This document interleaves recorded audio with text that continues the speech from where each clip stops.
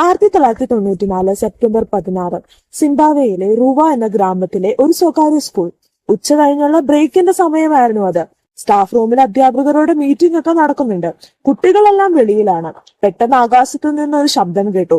അവർ ആകാശത്തേക്ക് നോക്കിയപ്പോൾ ഒരു വസ്തു മുകളിൽ നിന്ന് ഗ്രൗണ്ടിലേക്ക് പറന്നിറങ്ങുന്നത് കണ്ടു. അതിനുശേഷം ആ വസ്തുവിനുള്ളിൽ നിന്ന് ഏകദേശം മനുഷ്യരെ പോലെ രൂപമുള്ള എന്നാൽ വലിയ കണ്ണുള്ള ഒരു വിചിത്ര രൂപം ഇറങ്ങി.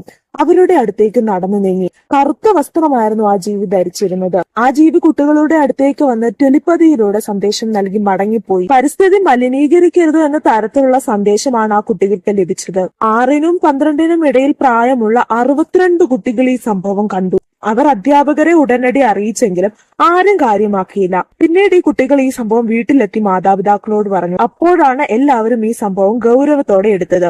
പല കുട്ടികളും നടന്ന സംഭവം ചിത്രം വരച്ചു കാണിച്ചു. ആ ചിത്രങ്ങൾ തമ്മിൽ നല്ല സാമ്യമുണ്ടായിരുന്നു. മാത്രമല്ല ഇന്നും ആ 62 പേരും പറയുന്നത് ഇങ്ങനൊരു സംഭവം നടന്നിട്ടുണ്ട് എന്നാണ്. അവർ ഉറച്ച വിശ്വാസത്തോടെ പറയുന്നു ഇത് സത്യമാണ് എന്ന്.